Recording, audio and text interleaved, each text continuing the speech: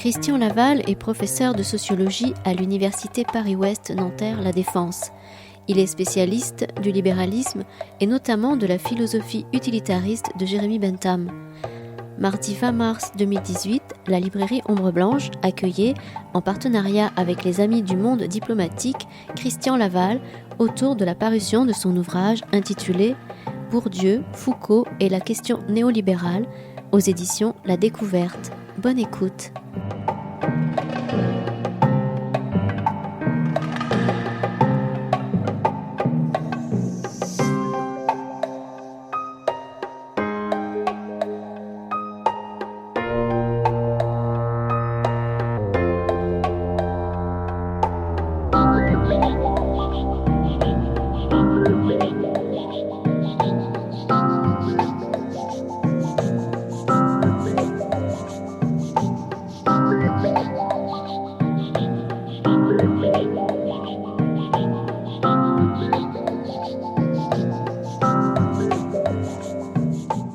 Bonsoir, merci d'être venus si nombreux.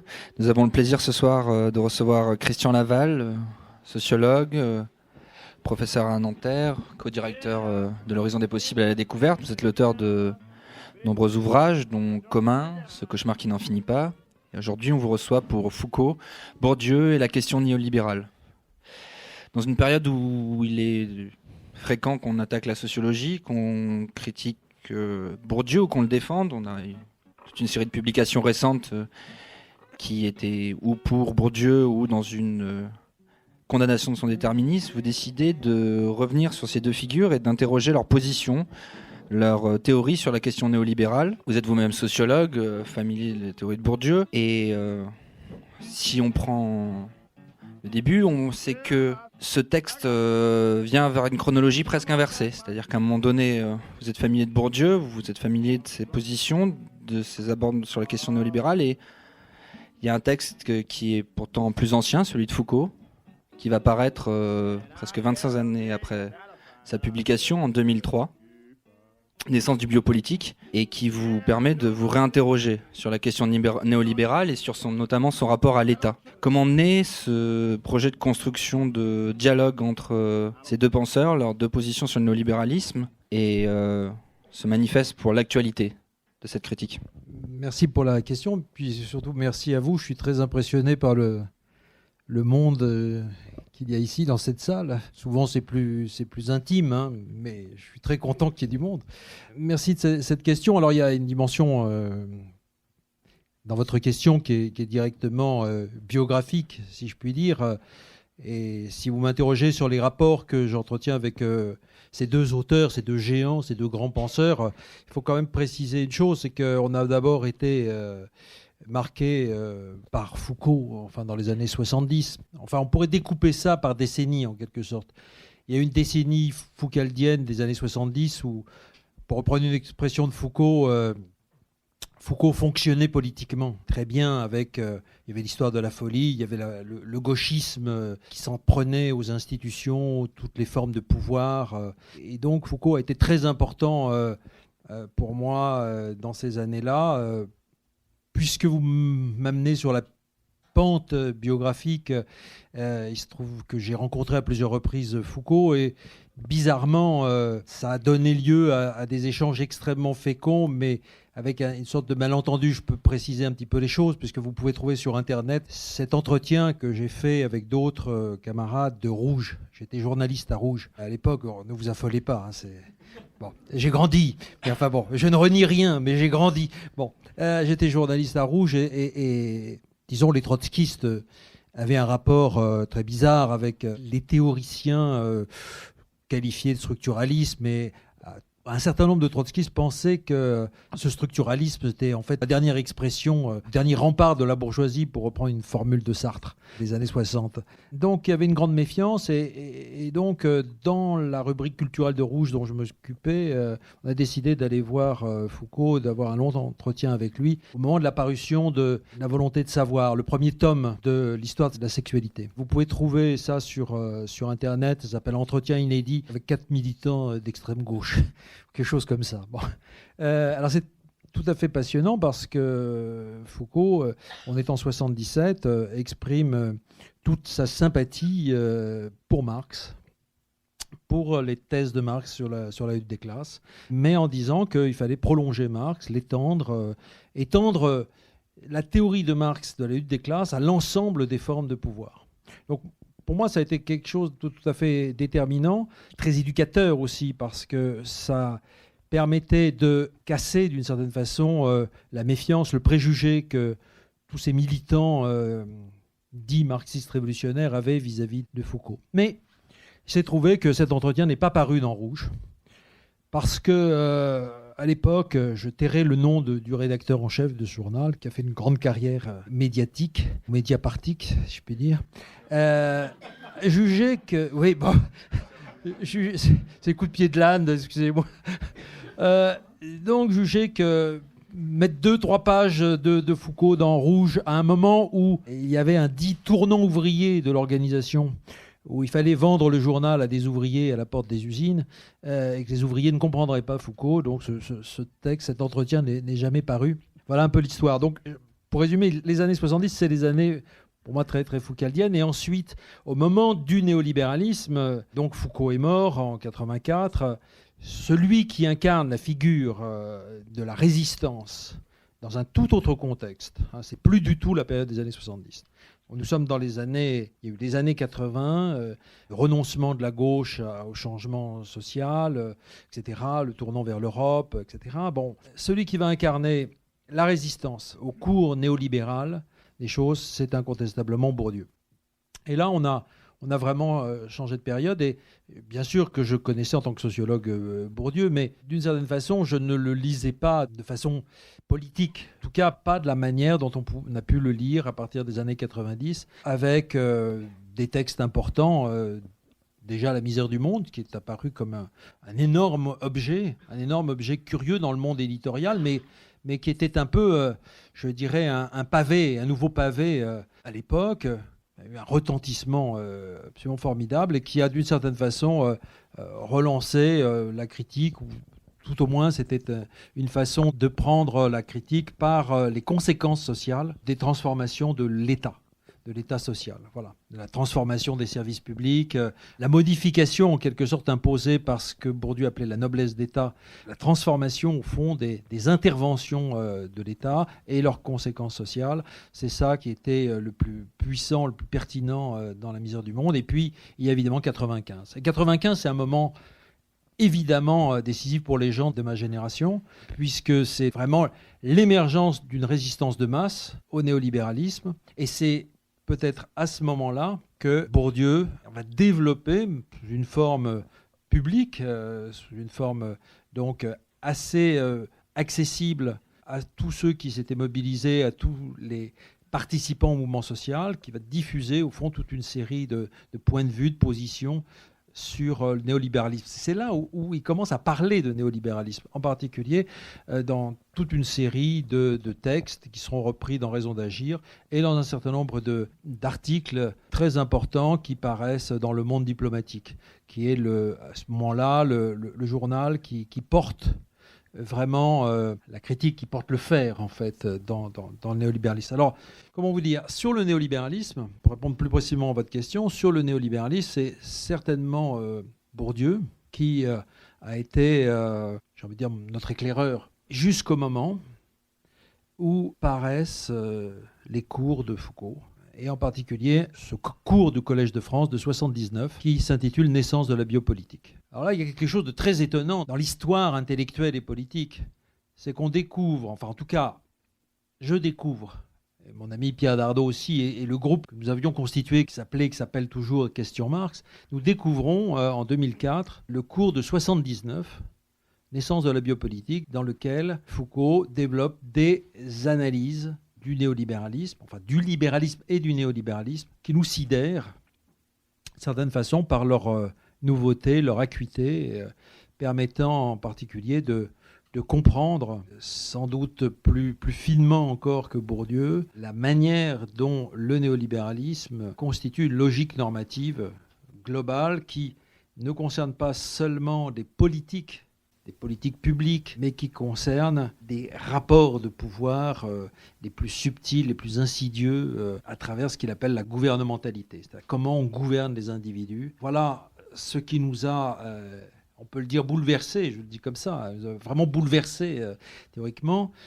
Et j'ai eu envie, non pas de les faire se rencontrer, mais parce que c'était important pour moi, comme je vous le dis dans mon histoire, et parce que je ne suis pas le seul concerné, parce que je pense que beaucoup de gens ont été eux aussi marqués par l'un et par l'autre, j'ai voulu mettre en parallèle leurs analyses et en laissant au lecteur le soin de faire une expérience de lecture, de ne pas dire au lecteur « voilà ce qu'il faut penser de l'un et de l'autre, voilà qui a raison et qui a tort », mais de permettre au lecteur de faire un jeu de renvoi, de construire en quelque sorte le jeu d'écho que pour ma part j'ai fait sur plusieurs années entre les deux. C'était d'une expérience d'écriture et qui renvoie le lecteur à une expérience qu'il peut faire, s'il en a envie, de voir sur quel point ils se séparent très nettement, parce qu'ils ne sont pas du tout sur les mêmes, on pourrait dire familièrement, ils ne sont pas sur les mêmes longueurs d'onde, d'une certaine façon, ils ne sont pas du tout les mêmes trajectoires théoriques,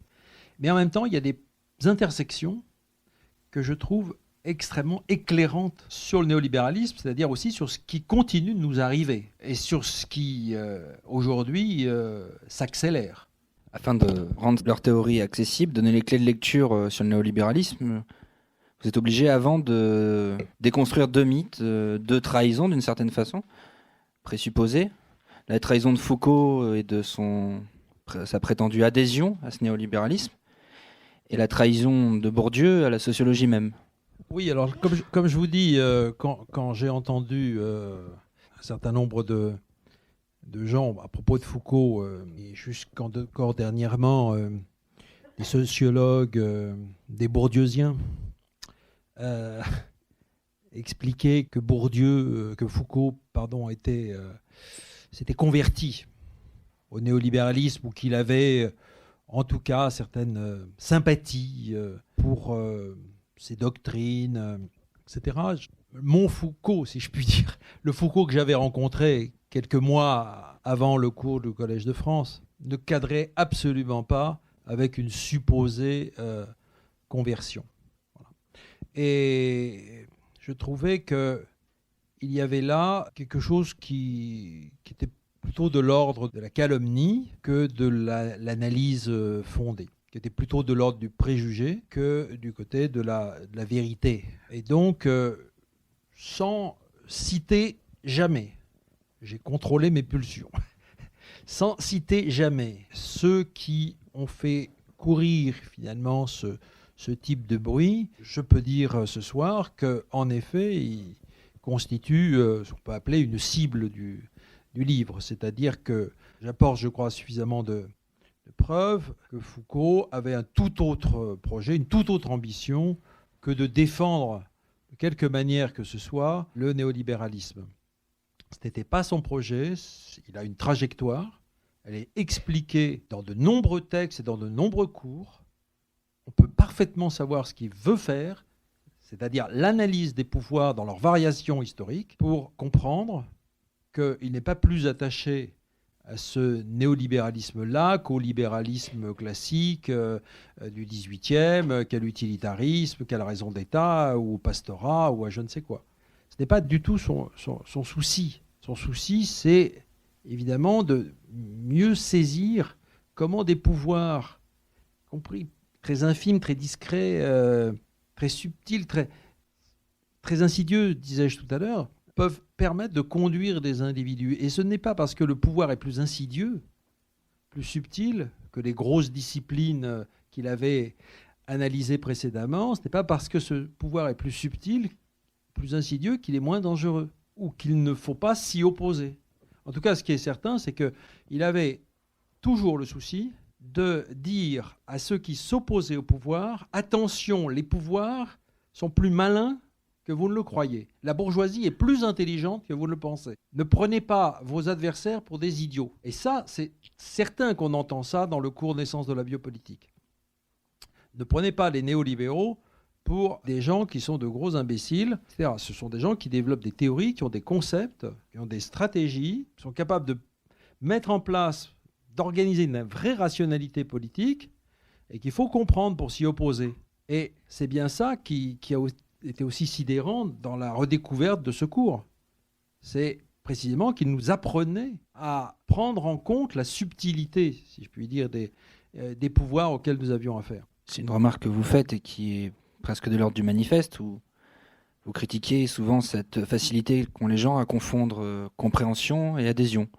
Ou comment, quand on analyse finement une chose, on en est à la fois marqué et on peut s'intéresser intellectuellement aux procédés et aux formes de pouvoir que ça met en place, aux finesses intellectuelles que cette idéologie ou ces procédés politiques met en place, sans pour autant y adhérer. Oui, ça c'est une remarque très importante aussi de Foucault dans un entretien sur la révolution iranienne, qui est aussi sur Internet. C'est un entretien inédit qui tourne sur Internet, vous pouvez le voir, et il a cette remarque-là extrêmement intéressante, parce qu'on l'accuse de s'être converti à la révolution islamique iranienne, on l'a accusé, vous voyez, de beaucoup de choses, et il dit, mais enfin, je ne comprends pas, ce n'est pas parce qu'on s'intéresse à un phénomène, un événement comme la révolution iranienne, qu'on doit forcément être accusé de sympathiser pour cet événement. Par contre, on peut en apprendre beaucoup. Ça, c'est une éthique intellectuelle qui me semble extrêmement importante. J'ai fait un texte il y a pas mal d'années. Dans mes travaux, je me suis beaucoup intéressé à l'utilitarisme de Bentham. Donc j'ai aussi croisé Foucault dans ce travail-là. J'ai fait un texte sur ce que Bentham a appris à Foucault. Parce que l'hypothèse que je défends, c'est que Foucault était quelqu'un qui savait apprendre justement de l'adversaire. On peut croire que Foucault a simplement dénoncé le méchant technologue des disciplines appelé Jeremy Bentham, qui avait conçu le modèle de la prison panoptique. On peut le prendre comme ça, mais ce n'est pas du tout en réalité ce qui s'est passé. C'est que si Foucault dit à plusieurs reprises que Bentham est plus important pour comprendre nos sociétés modernes que Hegel ou Kant, il dit ça évidemment à l'adresse de ses collègues philosophes qui ignorent complètement Bentham et qui le méprisent, c'est bien parce qu'il en apprend beaucoup sur les formes de pouvoir. C'est-à-dire qu'il va chez l'ennemi, il va derrière les lignes, si je puis dire. Il utilisait souvent des métaphores militaires. Il va derrière les lignes de l'ennemi pour apprendre comment ça fonctionne. Et on l'accuse ensuite, à propos du néolibéralisme, justement d'être un traître parce qu'il a été derrière les lignes pour savoir comment ça fonctionnait.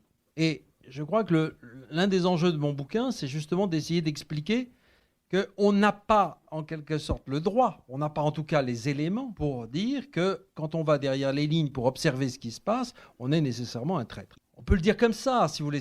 Il a quelque chose d'un peu de l'espion, quoi. Il faut aller les espionner.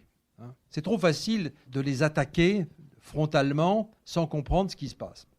Alors pour Bourdieu, je n'ai pas répondu à votre question, pour Bourdieu, l'accusation est tout autre. L'accusation, elle est plutôt de dire que Bourdieu a trahi la sacro-sainte neutralité axiologique, terme consacré dans la tradition sociologique. En gros, ça veut dire ne mélangeons pas les faits et les valeurs, ne mélangeons pas les prises de position et l'analyse des faits. Donc, ce dont on l'accuse, c'est d'avoir abandonné le terrain de la science sociologique pour aller sur le terrain de l'engagement politique. Alors, ce que je dis dans le bouquin, c'est que cette accusation est assez classique pour des gens qui sont engagés à gauche.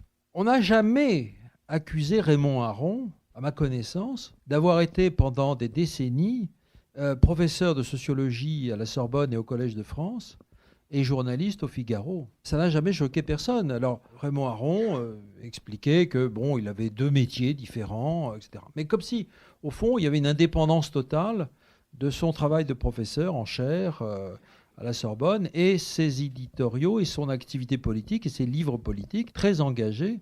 J'ai voulu montrer, au-delà de ça, que les analyses que faisait Bourdieu du néolibéralisme étaient profondément inscrites dans sa sociologie. Ça, c'était une démonstration, je crois, très importante à faire. Enfin, il m'a semblé que c'était très important à faire. Ça ne concernait pas seulement le champ sociologique à proprement parler.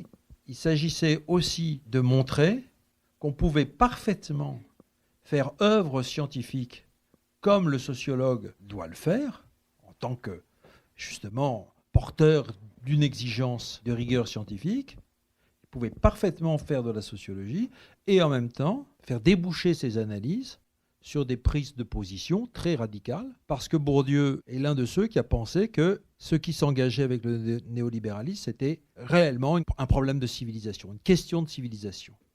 C'était une question qui concernait la place, évidemment les situations sociales, les conditions sociales de la grande majorité de la population, mais qui concernait aussi la place de la connaissance. C'est-à-dire qu'il y a quelque chose du registre de l'autodéfense de la liberté de la connaissance. Car ce qu'il explique, on va venir un petit peu au cœur du sujet, ce qu'il explique à propos du néolibéralisme, c'est que c'est ni plus ni moins que l'extension de la règle de fonctionnement, des principes de fonctionnement du nomos, du champ économique, à tous les autres champs d'activité, de réflexion, de production des connaissances, etc., etc.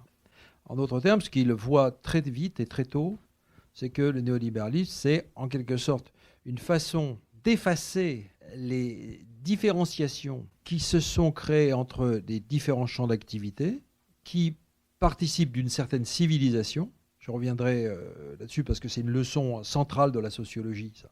Donc le néolibéralisme, c'est une façon d'inverser le cours de l'histoire. En fait, la sociologie, depuis le 19e siècle, depuis Auguste Comte au moins, explique que nos sociétés sont le produit d'une lente, progressive et continue différenciation des activités. Une spécialisation, si vous voulez, des activités. Séparation de l'Église et de l'État, mise d'un côté de la religion, enfin, relégation de la religion dans un certain secteur, épanouissement d'une sphère publique, autonomie d'une activité économique, et puis autonomisation d'activités culturelles, littéraires, esthétiques, etc. Donc on a cette idée d'une progressive différenciation de ce qu'il appellera des champs, c'est-à-dire des microcosmes, en quelque sorte, dans lesquels les agents qui y sont impliqués obéissent à des normes, ils les produisent aussi, ils se livrent à des combats entre eux, etc., mais avec des spécificités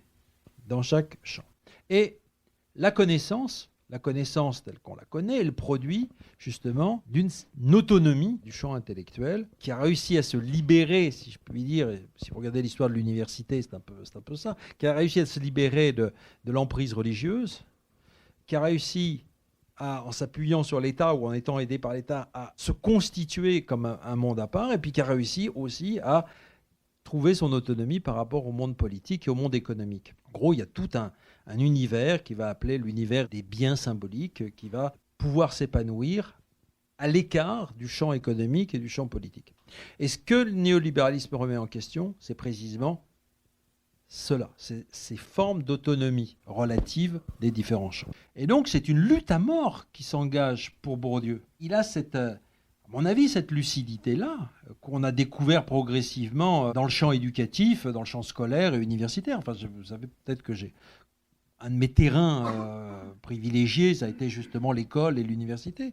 On a progressivement découvert, à la fin des années 90 et 2000, qu'il y avait un véritable tournant dans le champ éducatif, à savoir sous la forme d'une imposition, justement, de nouvelles normes, de nouvelles logiques économiques, entrepreneuriales, etc.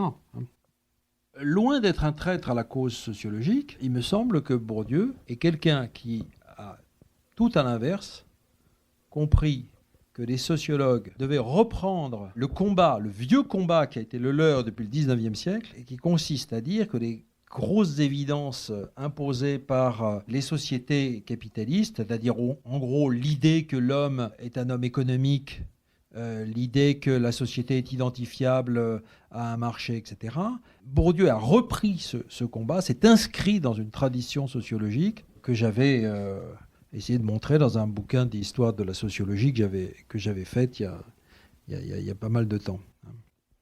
Là où vous rapprochez Bourdieu et Foucault, c'est que vous montrez que même si leurs conclusions et leurs théories sont différentes, les deux, justement, perçoivent l'importance de ce moment néolibéral, même si ce n'est pas exactement la même période, hein, comme une modification du mode de gouvernementabilité pour Foucault et comme justement une crise de civilisation pour Bourdieu. Et ensuite, là où votre livre prend aussi cœur, c'est sur comment ces deux auteurs vont penser cette révolution néolibérale dans son rapport à l'État.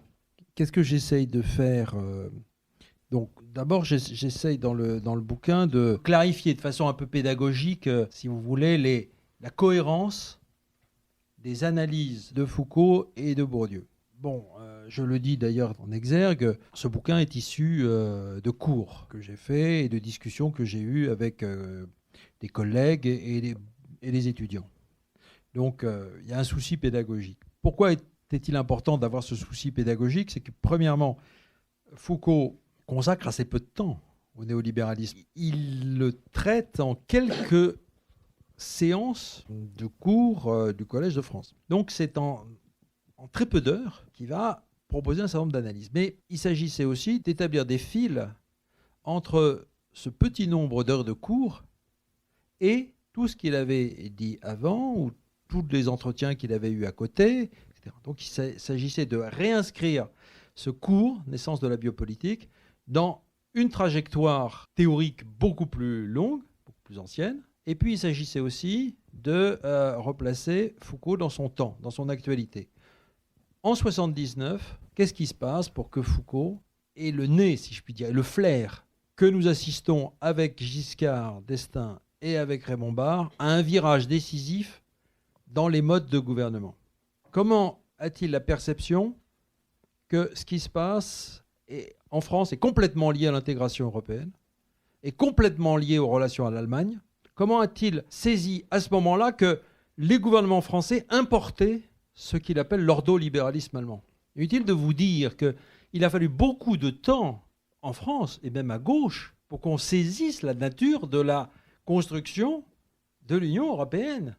J'ai envie de dire que c'est pour beaucoup de gens, en 2005, au moment du débat sur le traité constitutionnel européen, c'est à ce moment-là que beaucoup de gens ont réalisé qu'il y avait quelque chose quand même d'un peu bizarre. D'abord dans la forme du traité, dans la forme constitutionnelle qu'on voulait donner, et au contenu de cette constitution économique, savoir la concurrence libre et non faussée. C'est en 2005 que des gens ont réalisé qu'il y avait là quelque chose de très problématique. Mais Foucault, vous lirez La naissance de la biopolitique, Foucault dit ce qui est en train de se passer, ce dans quoi nous baignons, dit-il, c'est l'importation en France de l'ordolibéralisme allemand.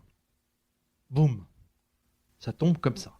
Ce qui s'est passé, c'est aussi que très peu de ses auditeurs, on peut dire presque aucun en France, n'a repris la balle au bond, n'a continué ce travail sur cette intuition-là. Hein. Ce qui est très différent du monde anglo-saxon, d'Angleterre et de l'Italie. Très curieusement, ces analyses-là ont eu beaucoup plus d'écho et de prolongement dans ces pays-là. En France, Foucault ne fonctionne plus politiquement à la fin des années 70 et dans les années 80. Je veux dire, il est neutralisé, il est désactivé, il s'occupe d'autre chose, et il n'y a plus de suite.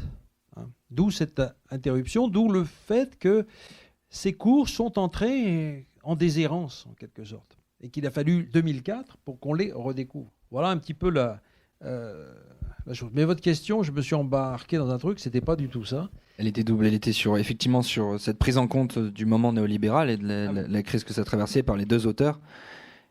Et ensuite, ce qui peut faire l'objet d'une deuxième question sur la question du rapport à l'État, ensuite, entre néolibéralisme et État, justement.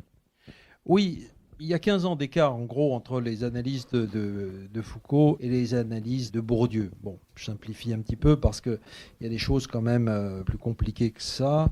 Je donne beaucoup d'importance à un texte de 1976 de Bourdieu et Boltanski, qui s'appelle « La production de l'idéologie dominante », qui est paru dans les Actes de la recherche en sciences sociales, qui est en libre accès sur Internet et qui est un texte remarquable, dans lequel Bourdieu et Boltanski analysent le changement du conservatisme, de la forme du conservatisme. Ce n'est plus la défense de l'ordre ancien, des traditions, des coutumes, c'est au contraire, disent-ils, une nouvelle idéologie qui consiste à promouvoir le changement pour le changement. ils analysent de façon très très pertinente la manière dont les classes dominantes vont s'emparer de la thématique du changement, de la réforme, voire de la révolution. On peut y voir chez eux, ils ne le disent pas exactement comme ça, mais la réponse des classes dominantes à 68, à l'idée que la révolution, c'est nous. La révolution, c'est nous, les classes dominantes, qui allons la faire. Le monde ouvrier, le Parti communiste, la CGT, etc., n'ont pas suivi les étudiants, n'ont pas suivi le mouvement révolutionnaire qui s'amorçait là. Et cette dynamique révolutionnaire, il faut la reprendre à notre compte. C'est en gros le message, enfin l'analyse que font Bourdieu et Boltanski. Donc, c'est la thématique tellement claire chez Macron, aujourd'hui. La thématique, si vous voulez, du changement et de la révolution, c'est nous. Je vous rappelle le petit bouquin de Macron pour les élections, ça s'appelait Révolution.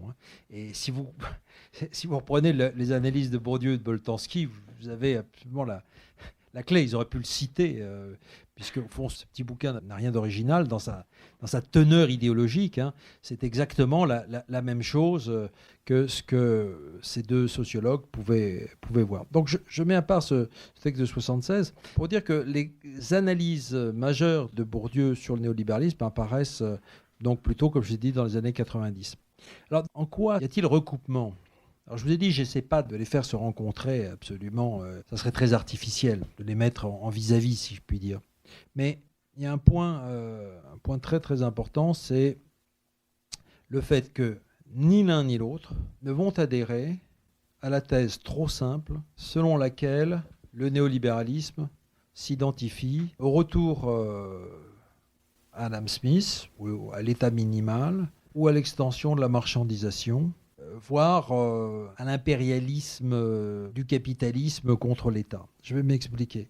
L'un et l'autre vont donner une très grande importance au rôle des gouvernements et de l'État. Et ça, c'est un point très important. C'est explicite chez Foucault, puisque pour lui, le néolibéralisme, c'est avant tout une forme de pouvoir, une forme de gouvernementalité, dit-il, une manière donc. C'est une forme politique, alors pas seulement de la part des gouvernants et dirigeants de l'État, mais de tous ceux qui sont en position de pouvoir. C'est une manière de conduire des gens. On pourra expliquer ce qu'il veut dire par là. En quoi le néolibéralisme est une forme spécifique de pouvoir. Alors, pour Bourdieu, c'est plus étonnant et plus compliqué, parce qu'à certains moments dans des textes publics, il semble très proche de...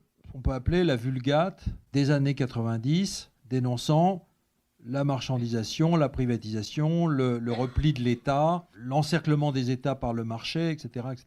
Alors c'est plus compliqué parce que d'un côté, on a cette version publique qui fait qu'au fond, il ne tranche pas vraiment avec le discours critique massif des années 90 contre le néolibéralisme, ce qu'on trouve en 95 dans les syndicats, dans les associations, etc. Et d'un autre côté, Bourdieu va considérer que le néolibéralisme est un étatisme. Le néolibéralisme est un étatisme. Ce n'est pas la destruction de l'État, sa réduction seulement. C'est d'abord et avant tout la transformation de l'État sous la direction d'une noblesse d'État qui s'est transformée elle-même, a été refaçonnée en quelque sorte, en abandonnant les idéaux du service public et de l'intérêt général, en coupant avec toute la tradition issue de la fin du Moyen-Âge des constructeurs d'État, c'est-à-dire des constructeurs de l'universel à travers la forme politique étatique, qui rompt avec ça, qui rompt avec cette longue tradition pour se convertir aux idéaux du marché mondial. De sorte que cette nouvelle noblesse d'État va agir de façon tout à fait nouvelle en important à l'intérieur de l'État et dans la société, et pour transformer la société, les logiques du marché mondial. Et ça s'appelle la compétitivité.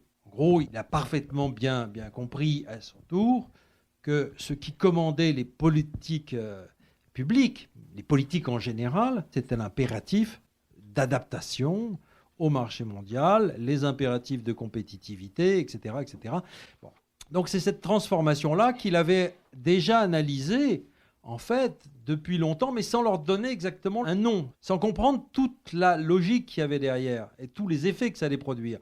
Il l'avait analysé dans les transformations du système d'enseignement. C'est très curieux, dans les années 80, il fait des analyses très intéressantes en montrant que dans le champ de l'enseignement supérieur, les écoles de pouvoir, l'ENA, Sciences Po, commencent à prendre beaucoup plus d'importance que les grandes écoles de l'intellectualité et des grandes idéalités philosophiques, Normal Sup, etc. Donc on a poussé de ces écoles de pouvoir, qui sont des écoles de l'État, hein, mais il perçoit également que les contenus des formations changent, qu'ils sont de plus en plus économicistes, de plus en plus empreintes de la science économique dominante, et il analyse aussi une transformation assez importante qui est produite par l'émergence des écoles de commerce, qui, du mépris où elles étaient tenues pendant longtemps, sortent de ce mépris, sortent de cette marginalité pour devenir de plus en plus légitimes.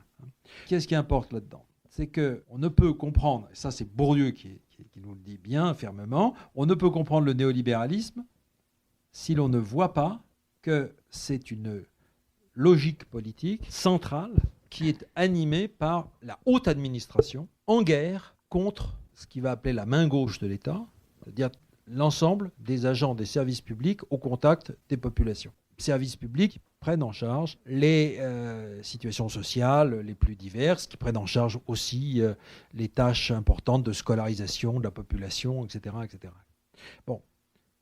Donc je pense que c'est une leçon extrêmement importante de l'un et de l'autre. Il corrige l'un et l'autre un axe critique qui consistait à négliger l'action de l'État dans les transformations sociales et qui conduisait à dire, au fond, il faut défendre l'État, il faut défendre l'État en tant que tel contre les marchés envahissants. Ce qui montre l'un et l'autre, c'est au fond qu'il n'y a pas de construction de marché, d'expansion du marché, sans une intervention très active de l'État et en particulier de ses dirigeants.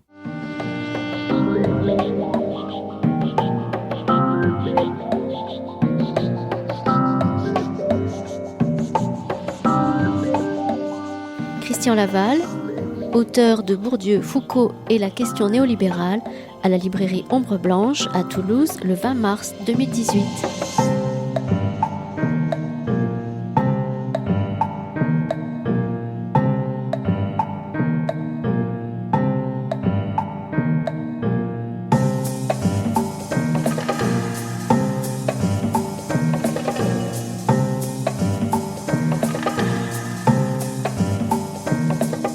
Ce que va apporter Foucault là-dessus, c'est comment il analyse ces modes de gouvernementalité néolibéralisme, et notamment comment il affine sa vision, ses théories pour lesquelles il est plus connu, sur la question de la répression, sur la question de la surveillance, comment il affine ça dans sa théorie du néolibéralisme et de l'État et de la gouvernementalité de l'État, c'est en termes néolibéral, sur l'équilibre entre adhésion et répression, ce qui permet aussi de comprendre certaines formes de gouvernementalité contemporaine. On a identifié souvent Foucault aux théoriciens des disciplines et de l'enfermement, histoire de la folie, surveiller, punir, etc. Bon. En fait, dès le premier tome de l'histoire de la sexualité, il prend complètement à rebrousse-poil tout ce discours de la répression. Le dialogue que j'évoquais tout à l'heure entre les petits jeunes journalistes de Rouge qui allaient voir, etc., portait essentiellement là-dessus, en disant vous êtes des freudo-marxistes, des reichiens, etc. Il avait raison. Vous ne parlez que de répression du sexe, etc. Vous pensez qu'on est dans un régime hyper répressif. Arrêtez avec ça. Vous voyez bien que finalement, ça fait quand même des siècles qu'on parle de sexualité, qu'on fait parler les gens de la sexualité, etc. Et c'est là qu'il développe cette problématique de l'aveu. Il dit il faut lever l'hypothèse répressive. C'est quand même énorme ce qu'il dit aux gauchistes de l'époque. Enfin, il a dit tout ce que vous dites, vous les gauchistes, c'est nul. Vous n'avez rien compris aux formes nouvelles de pouvoir. Elle ne fonctionne pas, la répression, comme vous le pensez. Alors c'était assez paradoxal pour l'auteur de Surveiller et punir, quand même. Enfin, ce qu'il disait, c'est que vous n'avez rien compris à ce que j'ai écrit, quoi. Enfin, parce qu'on avait tous lu Surveiller et punir comme un grand texte sur la répression. Et il nous dit non, c'est pas du tout ça. Bon, en fait, il avait quand même changé un peu aussi, lui-même. Hein. Faut quand même le dire. Bon, il avait quand même tenu ce discours-là, il ne faut quand même pas exagérer. Bon.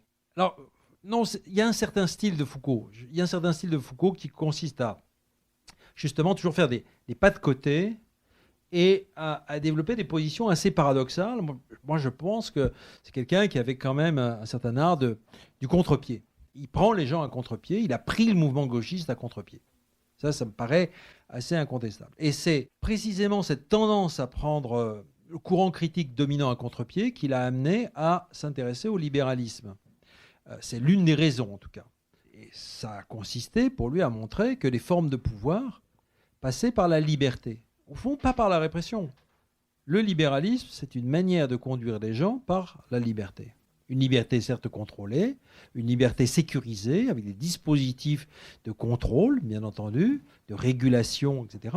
Mais je pense que l'une de ces idées, c'est qu'il y aurait une trop grande facilité à penser qu'on avait en face de soi seulement des CRS avec des matraques qui allaient taper les gens quand ils n'étaient pas contents. Au fond, le pouvoir, voilà ce que je disais tout à l'heure, le pouvoir est beaucoup plus subtil. Il va dire aux gens, agissez, faites, laissez faire, laissez passer, allez-y, suivez vos passions, suivez vos intérêts. Et c'est là qu'il s'intéresse de très près, ce qui pour moi est tout à fait fondamental, parce que j'ai consacré 20 ans de mes recherches, il s'intéresse de très près à l'utilitarisme. Il dit, nous sommes dans des mondes utilitaristes. Des mondes utilitaristes qui fonctionnent à l'intérêt. Le pouvoir, il le dit à plusieurs reprises, manipule les intérêts. Allez-y, poursuivez vos intérêts économiques, vos intérêts culturels, vos intérêts sexuels. Allez-y. Évidemment, la question, c'est comment est-il possible pour un pouvoir de fonctionner à travers les libertés? Comment peut-il traverser en quelque sorte les libertés? Et c'est là où la lecture de Bentham lui a beaucoup servi. C'est là où il a beaucoup appris. Il a beaucoup appris parce que Bentham, j'avais montré un certain nombre de textes, c'est un théoricien de l'action à distance. C'est-à-dire c'est quelqu'un qui est, on ne va pas faire trop long là-dessus, mais qui est newtonien. Newtonien et pas cartésien. C'est-à-dire que le pouvoir ne s'exerce pas par le contact physique des corps, mais s'exerce à distance par des phénomènes d'attraction et de répulsion. Tous les gens du 18e, enfin beaucoup de gens du 18e veulent être les newtoniens de la science morale et politique. Et Bentham est vraiment le Newton de la science morale et politique. On agit à distance, par la surveillance. C'est le dispositif panoptique. On observe les gens, on les contrôle, ou on fait croire aux gens qui sont contrôlés, ou on insinue en quelque sorte. On rend sensibles les individus au fait qu'il est probable qu'ils soient surveillés. Et c'est ainsi qu'on les fait agir de la bonne manière. Ça, c'est le principe de Bentham, le principe de surveillance de Bentham. Donc, surveiller et punir, ce n'était pas un texte sur la prison, l'enfermement, le contrôle des corps, le dressage des corps. Ou plutôt pas seulement. Parce que si vous relisez ce texte, vous voyez que là, il commence à se rendre compte que ce qui importe, c'est précisément la façon dont les pouvoirs disposent des espaces, créent des espaces de surveillance, sans avoir besoin de taper sur les gens. C'est la grande nouveauté politique et théorique de Foucault. Et c'est ça qui va l'amener au néolibéralisme. Et c'est ça qui va l'intéresser dans l'ordolibéralisme allemand et dans le néolibéralisme américain. Et là, qui va faire un grand pas en avant, si je puis dire. Parce qu'en découvrant l'ordolibéralisme allemand, il comprend que ces néolibéraux-là, les Allemands, ont abandonné purement et simplement le naturalisme du XVIIIe siècle, l'idée selon laquelle il y a une nature, le marché est naturel, etc. Ils vont complètement abandonner ça. Ces ordolibéraux allemands qui sont apparus dans les années 30 et qui vont donner les fondements doctrinaux de la RFA, de la République fédérale allemande et de la construction européenne, donc c'est pas de rien. Ces gens-là ont compris que l'État avait une mission qui est de construire la concurrence, construire l'espace institutionnel de la concurrence et défendre, soutenir, entretenir, améliorer cet espace institutionnel de la concurrence. Un marché, ça n'a rien de naturel. C'est une création juridico-politique. Et ça, Foucault le comprend complètement. Et il dit, enfin ce qu'il nous dit à l'époque, mais on ne l'a pas entendu parce qu'on n'était pas là, et il nous dit, arrêtez de critiquer le marché comme une nature. Arrêtez de les prendre pour des idiots. Bien sûr, plus personne ne croit, enfin, sauf certains idéologues, à la Alain Minck, bien entendu. Bon, mais arrêtez de prendre tous les gens, les croire aussi idiots qu'Alain Minck. En fait, les vrais stratèges, les techniciens, si je puis dire, ceux qui nourrissent l'empire de la norme européenne, ces gens-là ne croient absolument pas que le marché est naturel. Ils ne cessent de le construire. Je veux dire, les réformes de la SNCF annoncées par le gouvernement, il faut être complètement idiot pour penser que c'est des gens qui pensent que la concurrence est naturelle. Évidemment, ils la construisent. Toute l'Union européenne est faite pour construire de la concurrence partout. On en a vraiment un bon exemple sous les yeux. Et Foucault, en 79, dit ça. Ils construisent un cadre, ordo, c'est l'ordre de la concurrence, qui est un ordre juridico-politique. En d'autres termes, les néolibéraux ont compris, comme Bentham, que ce qui importait, c'était la construction d'espaces institutionnels dans lesquels les gens pouvaient fonctionner à l'intérêt. C'est-à-dire qu'ils allaient devoir fonctionner comme des petits hommes économiques rationnels, réagissant aux variables du milieu. Et que fait Foucault? Parce que ça n'a pas été compris non plus par tous ceux qui disent mais bon, il assimile des néolibéralistes qui n'ont rien à voir les uns avec les autres. Ce qu'il essaie de montrer, c'est que d'un côté, vous avez des gens qui construisent le cadre, et puis de l'autre côté, plutôt du côté austro-américain, vous avez des gens qui pensent l'individu, qui va fonctionner dans le cadre. L'individu qui fonctionne dans le cadre, c'est le petit entrepreneur, c'est le capital humain. Et ce que fait Foucault, c'est d'essayer de dire, mais voilà, la rationalité néolibérale, c'est une rationalité qui va créer l'espace institutionnel dans lequel vont fonctionner ces petits hommes économiques, ces petits entrepreneurs d'eux-mêmes, qui vont réagir au milieu, etc., etc., et qui seront contrôlés justement par l'espace institutionnel créé. C'est-à-dire qu'ils vont marcher à la concurrence. Mettez les gens dans des situations de concurrence, forcez-les à fonctionner dans un... Eh bien, ils fonctionneront. Voilà, il y a un marché des télécoms concurrentiels. Enfin, ils vont devoir choisir. Il y aura des trains, le ferroviaire sera concurrentiel. Bon, ben, les gens vont commencer à se poser des questions sur quel est le train le moins cher, etc., etc. Néolibéralisme, c'est précisément cette construction-là. Et c'est donc une forme de pouvoir qui laisse évidemment une certaine liberté aux gens, c'est-à-dire la liberté du consommateur. Et plus encore deviennent justement des entrepreneurs de même, c'est-à-dire qu'il y ait, comme il le dira, des formes de subjectivité nouvelles qui se développent, des subjectivations qui se développent, qui sont des subjectivations qu'on peut appeler capitalistes, c'est-à-dire que chacun devienne un petit capitaliste accumulant des capitaux. L'objectif du livre, on le voit, est à la fois d'apporter ces clés, ces possibilités de relais, parce que vous évoquez que ces pensées sont inachevées et qu'elles sont arrêtées à un moment donné aussi où le néolibéralisme était à une période précise. Mais vous interrogez aussi la place de ces intellectuels critiques à leur époque et la place actuelle que doivent prendre les intellectuels critiques. Et on a commencé par une question biographique, on ne peut pas ne pas penser à ça aussi. Vous parlez des continuités de Bourdieu, de la possibilité d'éditer des livres, de participer à des collectifs de type Attaque ou des choses comme ça. Et c'est aussi votre parcours. Quelle place aujourd'hui pour justement l'intellectuel critique que vous appelez? Vous le dites, je crois qu'il y a beaucoup de gens qui font un travail intellectuel et qui essayent d'apporter des armes, si je puis dire, à ceux qui sont engagés dans les luttes. Moi, je suis très fidèle à cette idée qu'on trouve chez Foucault comme chez Bourdieu, que la tâche de l'intellectuel, elle est de produire des analyses utiles à ceux qui luttent, bon, pour dire les choses très simplement. Ce qu'on a essayé de faire avec Pierre Dardot, avec un collectif, c'est d'aller aussi un peu plus loin et d'être, aussi fidèle à Foucault et à Bourdieu. C'est que la tâche aujourd'hui qui me semble peut-être la plus importante, enfin aussi importante que l'analyse critique, c'est d'essayer d'élargir le plus possible le champ des possibles, si vous voulez, de dégager des issues, de dégager les issues. Parce que le néolibéralisme nous a privés d'avenir, nous a arraché l'imaginaire du changement. Et donc il est très très important de ne pas se cantonner à l'analyse critique. Il faut inventer. Le néolibéralisme, il a d'une certaine façon gagné aussi par le fait qu'il a voulu se présenter, il a réussi à se présenter comme justement une logique de l'invention, de l'inventivité, de la créativité, du nouveau, etc. Bon, de façon totalement fallacieuse, comme le disait l'auteur du Guépard, Giuseppe Tomasi de Lampedusa, je crois. Dans le Guépard, il y a un personnage très important qui explique qu'en fait, il faut accepter de tout changer pour ne rien changer. Bon. Et ça, c'est quand même vraiment, je crois, la philosophie profonde du néolibéralisme. Donc, je crois qu'une des tâches très importantes, c'est de dégager des voies, ou en tout cas, de s'appuyer sur tout ce qui se fait d'important et d'alternatif, j'ai envie de dire plutôt d'altératif. Et c'est ce que nous avons essayé de faire dans un bouquin qui s'appelle Commun, avec Pierre Dardot, c'est-à-dire essayer de montrer que le néolibéralisme n'était pas seul en scène, si je puis dire, n'occupait pas toute la scène, qu'il y avait des forces d'opposition qui étaient en train d'inventer des formes de vie, des formes d'activité alternatives. Alors ça, je pense que c'est extrêmement important.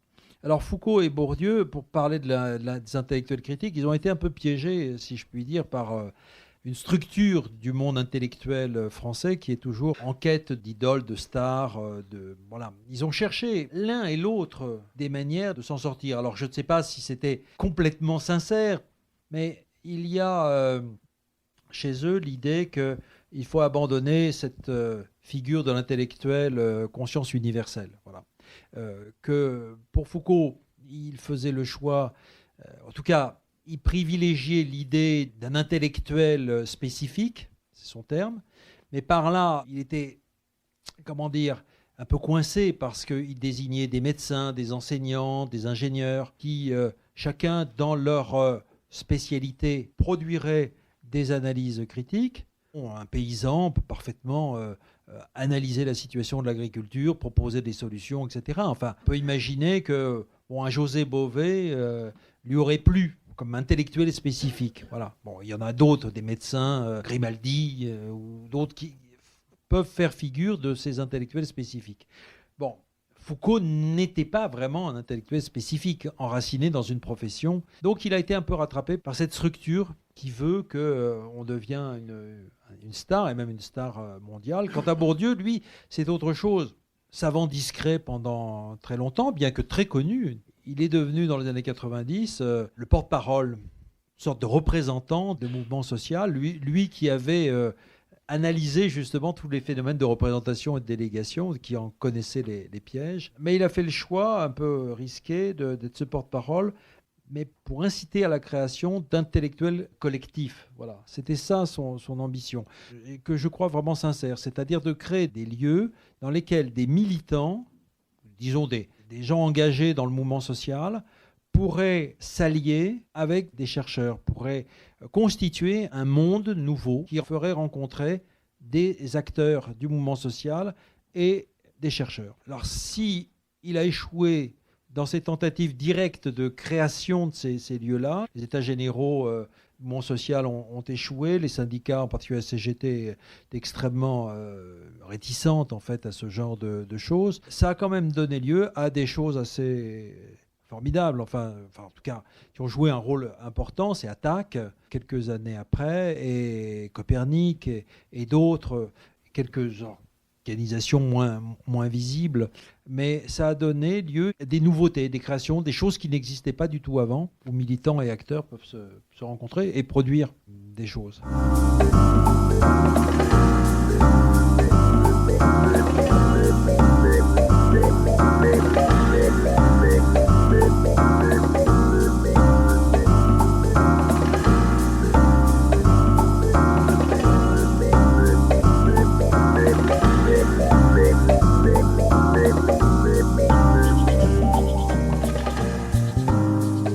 À la lumière de ce que vous venez d'exposer, est-ce que l'on pourrait dire, je ne sais pas, que le social-libéralisme est la forme politique la plus performante de mise en œuvre du néolibéralisme? D'autres questions ? Oui, je vous remercie. Dans les éléments que vous avez donnés, qui sont souvent repris dans votre livre, il y a beaucoup d'éléments qui sont contestables, ne serait-ce que la construction de l'Europe. Bon, visiblement, on ne retient que les aspects marchés. Quand l'Allemagne et la France ont décidé de créer la communauté du charbon et de l'acier, il y avait un autre objectif, mais bon, c'est passé sous silence. C'est pas sur ce point que je voudrais vous interroger.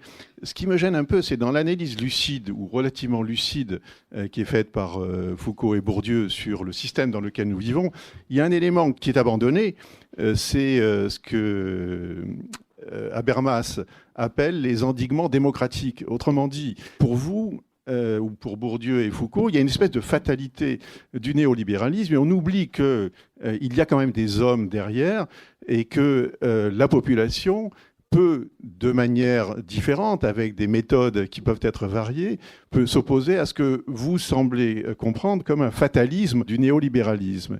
Et donc, je voudrais savoir comment vous voyez ces endiguements de la population ou démocratique qui ne soient pas seulement la voix des intellectuels, mais qui soient la voix de la population et pas soit des intellectuels, soit des mouvements marginaux que sont Attac ou Copernic. Vous avez parlé du côté insidieux, subtil, des formes de manipulation de pouvoir actuelles.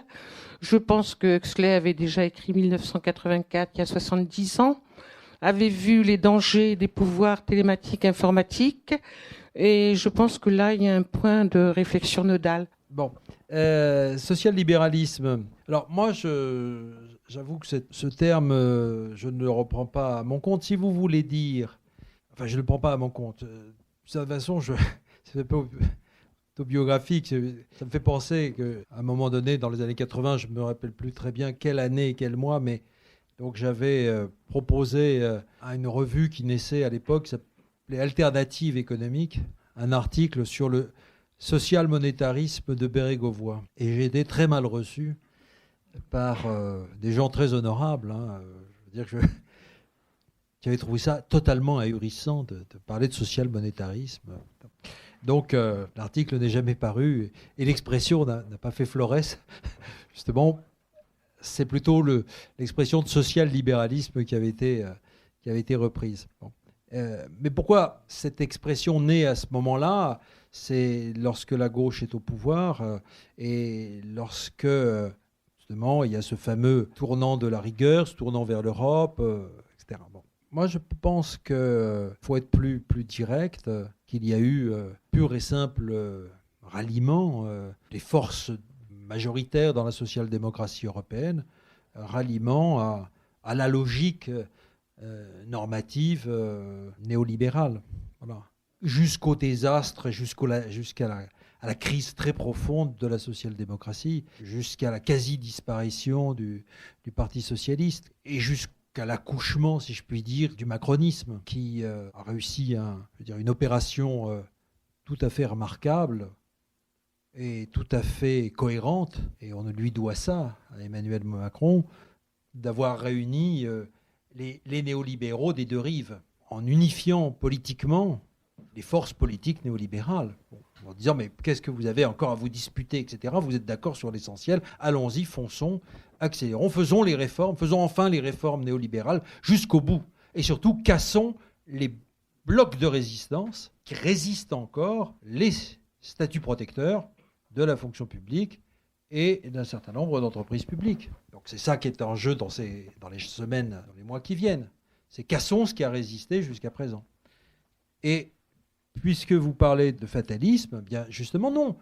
J'ai évoqué non pas des mouvements marginaux, j'ai évoqué des mouvements sociaux extraordinairement importants. C'est que ça a résisté dans des mobilisations extrêmement fortes. 95, 2003, 2006, 2010, 2016, 2005, bien que j'avais évoqué tout à l'heure. Enfin, je veux dire qu'il y a eu quand même des résistances de masse. Effectivement, 2005, ça a quand même été un moment assez extraordinaire où une majorité du corps électoral, alors pour des raisons diverses, je ne vais pas contester le fait qu'il y a des motifs très différents, mais enfin refuse une constitution économique d'inspiration néolibérale. Donc ça a fortement résisté. Voilà. Et c'est bien pourquoi aujourd'hui, on a affaire à ce que certains appellent une guerre éclair, avec une accélération des réformes et une accélération de l'accélération, si je puis dire, au point qu'on ne sait même plus du tout où on en est. Donc, pour aller le plus vite possible dans la voie de réformes qui sont demandées depuis longtemps par la Commission européenne, par l'Allemagne. Ça s'appelle des réformes structurelles. Voilà, ça, c'est pas nouveau, c'est l'agenda européen. Alors, je ne dis absolument pas, encore une fois, qu'il y avait un fatalisme quelconque. Et c'est sûrement pas la position ni de Foucault ni de Bourdieu. Foucault, pourquoi ? Parce que pour Foucault, on a affaire justement à des luttes de pouvoir. Le pouvoir est affaire de lutte. Ce n'est pas du tout l'imposition verticale et unilatérale d'un pouvoir qui réaliserait son programme. La relation de pouvoir, il faut être deux. Il y a deux pôles. Et il y a toujours, pour Foucault, la possibilité de l'événement insurrectionnel. Pourquoi s'intéresse-t-il à l'Iran ? Il s'intéresse à l'Iran parce qu'il voit bien, avec l'échec du gauchisme, qu'une certaine forme de révolution en Occident s'est épuisée. Il le dit. Et il ajoute, il faut tout recommencer. Il faut tout reprendre à zéro. Le communisme et le socialisme ont été des échecs. Il faut tout reprendre à zéro. C'est-à-dire essayer de penser les nouvelles formes de contre-pouvoir, de contre-conduite, de contre-discours. Voilà, réélaborer tout ce qui va contre les pouvoirs existants. Et Foucault, pense toujours que le pouvoir crée ces formes d'opposition. Il y a quelque chose de productif dans le pouvoir, ça c'est une grande thèse de Foucault. Le pouvoir est productif, il n'est pas simplement interdicteur et répressif, il produit des réalités. Et ce que produit le pouvoir, c'est des formes d'opposition. Alors vous parlez d'endiguement démocratique, Foucault, lui, parlerait de contre-conduite et contre-discours. Et vous avez tout à fait raison, mais alors vraiment, et c'est très foucaldien ce que vous dites, plus peut-être foucaldien qu'habermasien. En tout cas, vous avez tout à fait raison de dire qu'il est extrêmement important d'analyser tout autant comment ça résiste. Comment dans des entreprises ça résiste. Ça résiste à un management qui peut être très, très agressif ou très déstabilisant. Voilà. Comment dans les services publics ça résiste. Comment des collectifs se reforment. Bon. Et comment aussi, et là c'est toujours Foucault, comment la résistance n'est jamais que résistance. Elle est souvent invention. Il y a de l'invention dans la résistance, c'est-à-dire qu'on peut inventer des formes nouvelles de liens sociaux, de relations. Voilà, rien que le fait de se former collectif contre, c'est déjà un pour. C'est déjà avoir fait quelque chose. Nous, c'est ce que nous avons développé, Pierre Dardot et moi-même dans le livre commun. Ce que nous avons vraiment essayé de voir, c'est comment la résistance au néolibéralisme n'a pas été que résistance. Elle a été invention de formes nouvelles, de discours nouveaux. Tout ce que nous appelons le mouvement des communs, terme un peu générique, suit ce fil-là. Quant à Orwell, alors le numérique et l'informatique, oui, bien sûr. Je ne dirais pas que tout est dans Orwell avec une surveillance générale, parce que Orwell s'intéressait à un certain type de pouvoir, justement, en gros, un État totalitaire qui contrôle tout. Alors, sans doute que ce qu'on apprend de la Chine aujourd'hui ressemble de très près à ce qu'Orwell avait pu décrire. Quand vous voyez que le pouvoir veut se donner des moyens de contrôler tous les citoyens et leurs valeurs sociales, je ne sais pas quelle est l'expression, une note sociale, voilà, qu'on va donner une note sociale à tous les Chinois et que s'ils ont une mauvaise note sociale, on leur interdira de prendre l'avion et le train. Là, vous vous dites, on est vraiment pas loin de ce que Orwell avait décrit. Mais justement, ce qui peut être plus intéressant, c'est de se demander comment, d'abord, des agents privés, des entreprises privées, donc pas seulement des États, mais là, pour le coup, des entreprises privées accumulent des informations sur nous. Mais c'est aussi de se demander comment se constitue ce que Bentham avait décrit comme une société de surveillance mutuelle. Comment nous nous surveillons tous, finalement, les uns les autres, par la transparence. En gros, au XVIIIe siècle, on a cette idée assez étonnante qu'une société de marché, organisée comme un marché, c'est une société dans laquelle, nécessairement, tous les êtres doivent être transparents aux autres. Un marché, c'est une transparence aux autres. Parce que c'est Hume, un philosophe écossais, qui expliquait que la société ne pouvait fonctionner que sur la confiance. Et cette confiance supposait qu'on soit complètement, au plus possible, transparent aux autres, qu'on n'ait rien à cacher. Bentham va en tirer quelque chose de plus politique, plus directement politique, en disant que cette confiance, elle ne peut fonctionner que s'il y a une surveillance générale, c'est-à-dire qu'on sache qui fait quoi, qui est quoi, qui dit quoi, qui pense quoi, etc. Mais pas seulement une surveillance du haut, mais une surveillance horizontale. Donc, c'est cette espèce de société de transparence qui était déjà... Et la grande formule de l'époque, c'était celle qui peut parler encore aujourd'hui, qui était le tribunal de l'opinion publique. Voilà. L'opinion publique doit être un tribunal permanent qui fait respecter les normes. Et là, c'est quand même une figure de pouvoir assez intéressante qui n'est pas la figure chinoise, si je puis dire, qu'on voit aujourd'hui.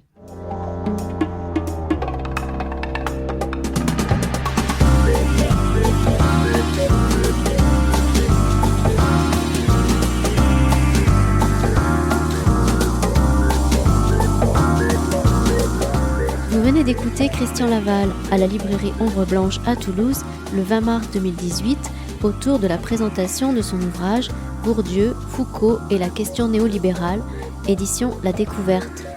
Christian Laval a aussi fait paraître L'école n'est pas une entreprise ou l'homme économique chez Gallimard en 2007 et avec Pierre Dardot, La nouvelle raison du monde ou encore Commun, tous deux aux éditions La Découverte. Bonne écoute de la suite de nos programmes.